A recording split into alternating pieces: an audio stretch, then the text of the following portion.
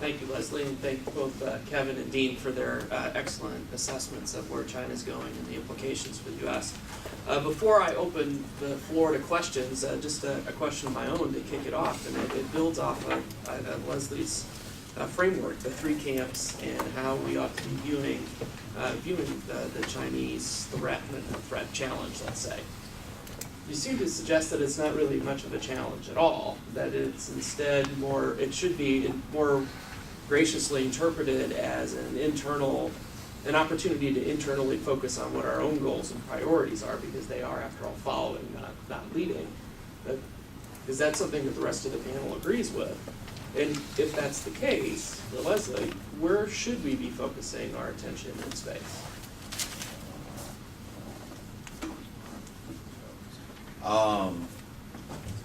Space in the U.S.-China context is the Y variable, the X variable, which is to say it is a function of the larger issue of where U.S.-China relations are. And that was true also for us and the Soviets. There's a handful of folks I've met who have said the Apollo-Soyuz mission changed U.S.-China relations. I'm sorry, U.S.-Soviet relations. I changed U.S.-China relations. To which my answer is, wow. So Gorby was on that mission? Or was it that it was the third Apollo-Soyuz that really sort of changed? Oh, there was only one. And it was basically a leftover Apollo that did it. The U.S.-China relationship is driven by a host of factors. Leslie laid out quite a few of them: intellectual property rights, human rights, national security, etc. Space touches on a lot of those things. But if the U.S. and China, for whatever reason, and I'm certainly not advocating this, decided that we were going to be friends, it was going to be a G2 relationship, co-dominium or what have you, space cooperation would almost certainly blossom. And conversely, if we found ourselves staring at each other over a 1950s style Taiwan crisis, you could have the Chinese be part of ISS, you could have American astronauts aboard the Tiangong, and it wouldn't really matter that much, because in the end, we're antagonistic. And so I do think that the Chinese in this regard, because their space program is more internally driven, understand this in many ways better than I think some of our own space community sometimes does. I think that the China space program does present a challenge to the United States. If you look at the space industry's goal, their goal is to develop into a leading world-class space industry. And so it's much, it doesn't have to be sort of political or China against the U.S., so it can always be framed in that way. But there's going to be an economic aspect to this, where China is going to want to develop its space industry to compete with the United States, with Europe, and with Russia, and that's going to potentially pose a challenge to us commercially, economically, and perhaps militarily. In the military realm, it's kind of interesting that it's easy to think about the asymmetric advantage that China may have in targeting our space systems, considering we're so reliant on them. But if you look farther down the road, we're actually preparing more symmetrically to each other. And if you look at air-sea battle, what is it composed of? It's composed of C4ISR, cyber, electronic warfare, stealth, long-range precision strike. Okay? If you look at what China is developing, it's based on C4ISR, long-range precision strike, stealth, electronic warfare. And in some ways, we've both identified that each other in the long run will have the same vulnerabilities, and we are both doubling down on it, right? Okay, China's going to target our satellites, so what are we doing? We're going to develop a strategy, which where satellites become even more valuable. What's China doing? Well, we need to extend farther out beyond our coast. So what do we need to do? We need to develop satellites so we can extend farther out beyond our coast. So I think in that sort of situation, it does become more of a challenge to us. So Jeff, to answer your question, where should we focus on our resources in space? I would definitely agree with Kevin. I mean, we have, again, the discussion is both military and civil. So obviously in the military field, there are, some true threats here and some true challenges that need to be addressed head on. And clearly, resources need to be focused on that. And I certainly would never suggest otherwise. I'm saying from a civil space aspect or from a civil space perspective, where should we be first in our resources? Well, on something new, something that really is sort of a game changer, something that hasn't really been tried before. Because if you're talking about trying to really get the American psyche engaged, in a clear way again on this, it's got to be something that's pretty revolutionary, something that's really pushing the boundaries of things, because otherwise I think it's just going to produce a lot of, even though I don't mean to suggest that all the stuff that we're doing in space is ho-hum. I mean, it's obviously pretty amazing, planetary exploration, human exploration, it's all incredibly amazing. I'm saying that it doesn't generate the kind of excitement that then generates the kind of dollars that people want to see going into the civil space arena without it being something pretty new and flashy.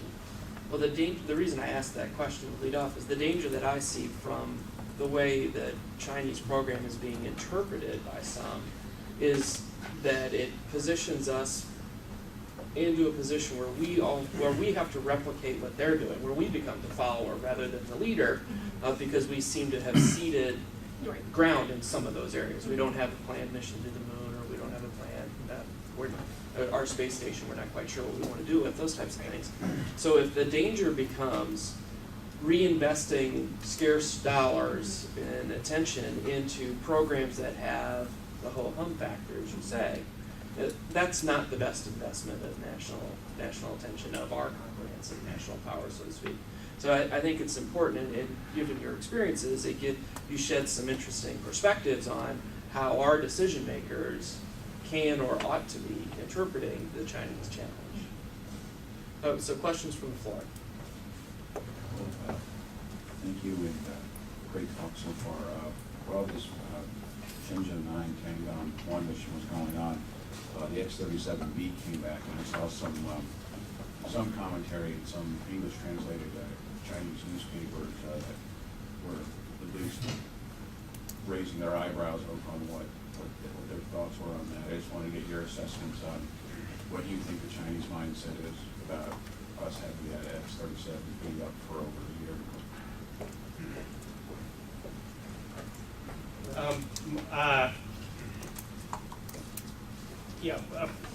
First of all, and speaking about in comparison, between the U.S. and China, we have the X-37B. We were in the HTV-2 test, so we're not standing still. We're investing in even more advanced technologies. But generally, things like the X-37B feed into Chinese perceptions that the U.S. is eyeing for dominance in space. And so some of the things that they've used to justify their own counter space program is they look back at our 1985 kinetic kill test, the 1997 Miracle test, the Burnt Frost test. They point to the Schriever War Games that Dean has mentioned.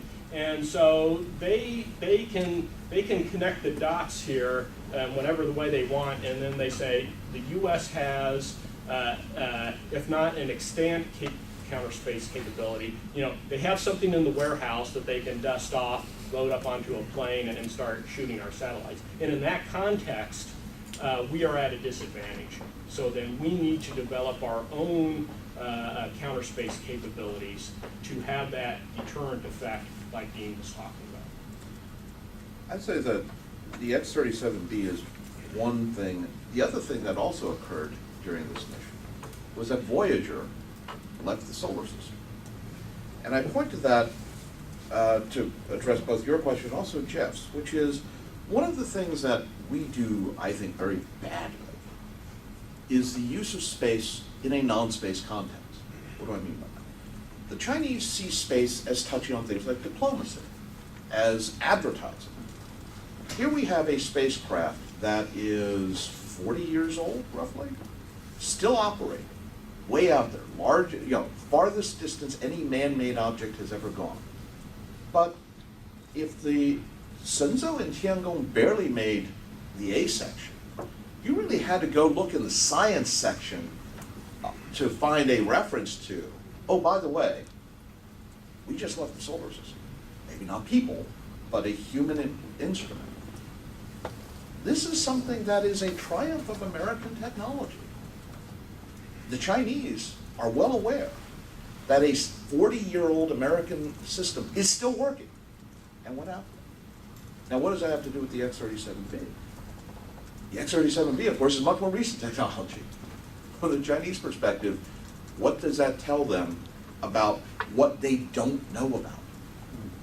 What systems might be in our barns? Now, that goes to two key concerns. One, Chinese military writings are worried about space-to-ground application because they really do analogize to the evolution of air power, right? Eventually, you had ground attack, strategic bombing, and the rest. So there is still this belief or concern that you could see that kind of evolution. X-37B is often associated with that. That, to my mind, is more sort of perhaps space enthusiasts over there extrapolating perhaps beyond reasonable bounds. But the other thing which is of much greater concern is that space dominance is transitory, which is to say you don't establish space dominance and the other side says, oh, well, okay, that's it. It has something that has to constantly be striven for, which means the ability to place new systems to replace killed systems is key. And the X-37 is seen, and I think here, more reasonably, as a potential delivery vehicle, whether you launch it from Earth in the middle of a conflict, or you pre-deployed it in crisis with backup satellites already in orbit, so that the other side, the Chinese, would have to worry about whether or not that was something that would come zipping in. Not so much to hit ground targets, but deploy emergency replacement systems. Sure. Hi. Question for Kevin and for Leslie, but maybe ladies first. You mentioned how Congress at the moment is averse to cooperation with China, but at least in the area of the International Space Station, other International Space Station partners have different approaches to cooperation with China. And I remember that the German Space Agency had a small experiment flying on Changzhou 8. And recently, the Director General of the European Space Agency has become quite outspoken in his call for cooperation with China. Do you think that China, or the cooperation with China, has the potential to become a divisive element in the space station partnership?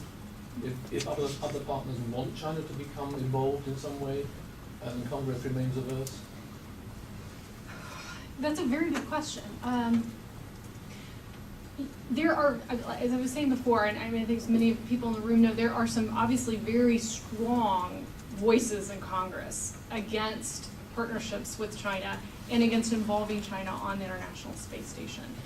And there's a host of reasons why. I mean, they sort of run the gamut, but there's not an equally strong proponent in Congress about this. So you've got some really strong, I'm against, I'm not putting any money on this, that kind of thing, versus, people that, sure, I mean, I don't know what, might be fine, that kind of thing, but they're not gonna go to the mattresses on it, So I think that is going to not portend well for that kind of cooperation to happen.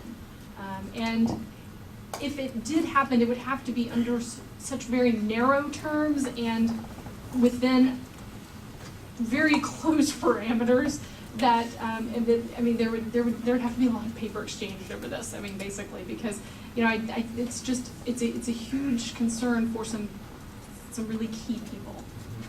Okay. Yeah. Kevin, you mentioned quite early on that the Chinese test program was affected by budget limitations. I think it reflected in the very few test flights they had. Do you think that the the overall schedule of the Chinese manned spaceflight program reflects a continuing budget cap on the part of the Chinese? Do you think that is how they would plan that program, by allocating a certain fixed amount per year? Or do you think that if it is budget capped, is the budget increasing now with more complex missions? Right. Yeah. I'm not privy to the year on year on budgets, but certainly yes. They have stated frequently that the reason why they are spacing these flights out is because of budgetary reasons. Now, you can only expect that as they ramp up with the space station and increase crew, that budget will increase. And in fact, if you look at the organization that is devoted to human spaceflight, they have a couple of key labs that they what's called state key labs, which are sort of national level labs which bring in the best and brightest to work on difficult issues. And in 2009, 2010, they established the what they call the Human Factors Key Lab, and another one on aerospace biomedicine. So they're setting up the more of a foundation to actually have long-term presence in space. If they're setting up these organizations like that, then of course they're going to need more. I want to follow up on that. Do we have a sense of what the prioritization of space activities are for the Chinese government vis-a-vis other things that they've got to fund? So if this global economic crisis begins to bite China, or some of the long-run factors that Kevin identified begin to bite at their available resources, where does space rank in the list of priorities? Yeah, well, this is that's a good question, and it's sort of similar to U.S. If you go out and do a survey and people really like space, yes, we want to support space, but then you rank it, so okay, is it above Social Security, is it above defense, agricultural subsidies, what, and then it just starts, going on down the line, and we don't, at least I don't have a sense of where it ranks. And right now, China is throwing so much money at such a broad technology area. They have in 2006 they started the medium long-term plan for science and technology development, which had 16 major areas. And then in 2011, with the 5-year plan, they identified 7 strategic emerging industries, and those 7 strategic emerging industries had 37 subcategories. And they're just throwing a lot of money at a lot of different things right now. I would suspect that if push came to shove, that being that the PLA is running the space program, that if things had to be cut, they may look towards the human spaceflight program, because after all, things like the Yaogan satellites, the C4ISR capability is going to allow the PLA to accomplish their mission, defending China's interests. That certainly would be consistent with how you describe their views on information warfare and whatnot. They would prioritize those kinds of capabilities, the warfighting as capabilities over civil space exploration. Other questions? Can I try one more, or does somebody else want to ask? Let some other folks get a chance. Go to Pat and then over here. So some observers would argue or perceive that Chinese people have a cultural perspective that says, historically, there's some good arguments to support this, China was a great nation on the world stage, at least from a regional perspective. And that to some extent, what China is trying to do, having been subservient for about a century to European or European-American oversight, that China wants to assure that it again and forevermore into the future is perceived among the community of nations as a great nation, and a nation that is not going to be conquered, but not necessarily one that wants to go out and conquer other nations. Do you have any perceptions on how its role in space and its objectives for space might be colored by that kind of viewpoint, that it simply wants to be perceived as one of the world's great nation states?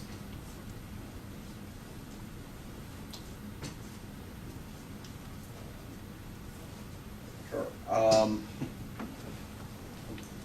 I would say that both the United States and China are in interesting ways status quo powers.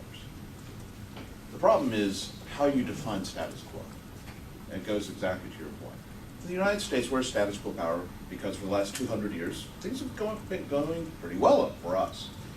Unfortunately, that's the exact same period when China, from its perception, has been the center of humiliation, has been taken advantage of, etc. So this is the outlier for China. Now, for China then, a return to greatness is a return to the normal status quo being the dominant power in the known world, which back 1,000 years ago, or 2,000 years ago, or 3,000 years ago, was simply Asia.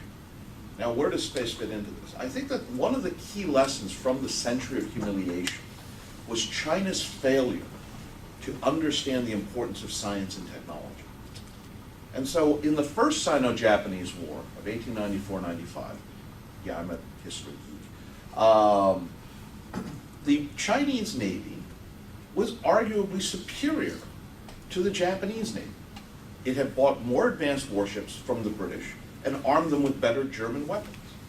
And yet, in the various battles of the Yellow Sea, the Japanese wiped out the Chinese. And as a result, by the way, got Taiwan.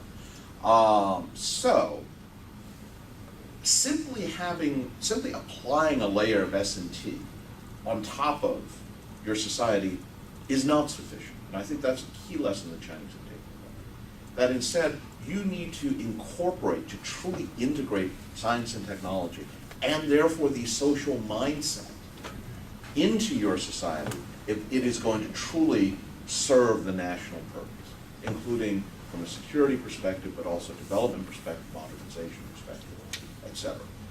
And space, I think, because it is very dense in advanced technologies, as the Chinese phrase, because it touches on so many things, economics, diplomacy, politics, etc., is a perfect vehicle for that modernization of the society that will then lead to China reassuming its rightful place as the dominant power in Asia and a major power. By the way, if it wouldn't be too forward of me, I'd like to actually respond to the gentleman's question to Leslie there, if that'd be all right. In the question about Europe and China in space cooperation, first off on the ISS, my understanding is that the Russians and Japanese would have a voice about whether or not the Chinese should participate. And one has to wonder whether or not Moscow in particular, but also Tokyo, the other competitor for Asian dominance, would welcome Chinese participation as opposed to a visit. Visit is quite possible, but I mean participation in the ISS. But it also raises the question whether or not the Chinese would want to participate, which we assume, because after all, we're the lead, they will follow. They have requested it several times. They have. But going to your question about ESA cooperation in particular, I would suggest that China's unfortunate experience with Europe with regards to the Galileo program is one that, while they may well be willing to approach the United States and have the US push it, I have very serious doubts about whether or not China would be willing to stake much of its political capital on anything having to do with European acquiescence and cooperation. And I think that the experience with Galileo, I'm not sure we understand how deeply that affected the Chinese. But the issue of frequency stepping and hopping between Compass Beidou and Galileo says to me at least that there is more than a little bit of irritation. Quite. Then do Americans understand how the ExxonMobil decision affected Europe? Yeah, to this gentleman's question, yeah, I think you're right, that the Chinese are looking to reclaim some of that old heritage and power that they had back over 100 years ago. They carefully nurse this 100 years of humiliation to instill a sense of nationalism in their people. But Deng Xiaoping said that China must bide its time and hide its capabilities, meaning that China was too weak at that time to actually take a leading position in the world. And as China has become more powerful, there has been a debate within China about whether they should still hold to that line.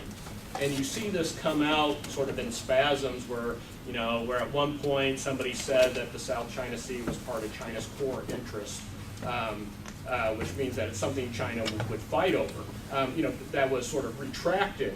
But there's other elements to it when Yang Jiechi of the Shangri-La dialogue, speaking probably to Singapore, said, we are a big country and you are a little country. And so yes, they want to be able to play a role in the world and to influence events to their own advantage, just like any other country.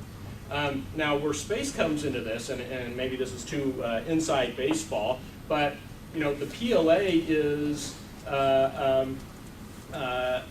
tasked with what they call 4 historic missions. You got one, you got to protect the party, okay? Because the PLA is a party army; it's not a national army. 2, you got to protect territorial integrity and national sovereignty. Number 4, I'll skip 3. 4 is be a force for good in the world. UN peacekeeping and operations, disaster relief. The third one is the most interesting because it gave the PLA, it mandated the PLA that they should defend China's interests, not only within its boundaries, but also into what they call the distant oceans, the electromagnetic sphere, meaning cyber, and outer space. So in that sort of context, the PLA has been charged by the Communist Party to defend China's interest in space. And by measure, the PLA must develop capabilities then to defend their interest in the distant oceans, in outer space, and in the electromagnetic sphere. So you can see how space will play an official role in however China decides to use it. But as China's interests expand around the world, the PLA has been charged with defending those interests. Now, that doesn't necessarily mean they're landing Marines over in Africa or somewhere, but it does mean, who would have thought, us in the China community, who said, 5 years ago, 10 years ago, who would have thought that China would have been having a continuous presence in the Gulf of Aden and conducting counter-piracy operations?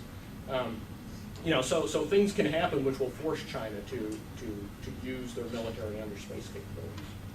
Okay, over here, last question. Yes, hello. In light of the recent NASA guidelines issued for shore preservation for the landing sites by the Google Meteorites pilot teams, I wonder if any of the panels could share their perspectives on the Chinese philosophy or thoughts on historic resources in space on the moon and orbit, and whether perhaps at some point in the future the preservation of historic artifacts in space would be a meeting ground for U.S. and Chinese interests. It's non-nationalistic and non-militaristic. It could be a venue for operation dialogue.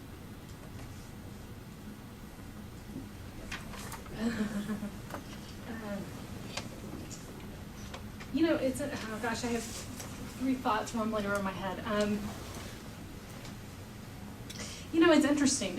When you think about the historic resources in space, I think the American people, and this has come up a couple of times in the last couple of weeks regarding China's human spaceflight ventures and such. And there's this image that sort of hangs in the public's mind of China going to the moon, right? And the idea is replacing the American flag, right, with the Chinese flag. It's again, it's not this kumbaya cooperation, but rather a sign of we're here now, right? And you are second rate, basically. I mean, you've taken a step back, right? So this is this public image that's out there, which doesn't at all speak to what you're suggesting, that this would portend greater cooperation. However, obviously, these types of resources are much broader than this, and this is just one of the ones that captures the imagination. And I do think there's going to be some very interesting dialogue over the next few years about sort of the legalistic aspects of space, and in dealing with a sort of a new entrant in this debate, because there are already fascinating legal arguments over who controls what and how, how do these treaties get handled, how do memos of understanding get handled. And when you're dealing with any kind of new entrant, but particularly China, because it's a different beast than Europe, that I think that there's going to have to be a re-looking at, a re-examination of some of these policies and some of the legal aspects moving forward. I'm not certain it's going to necessarily lead to more cooperation because of some of the issues that we've discussed, but it will certainly lead to, I guess this sounds kind of lame, but it'll certainly lead to more discussion and certainly lead to more of an introspection there.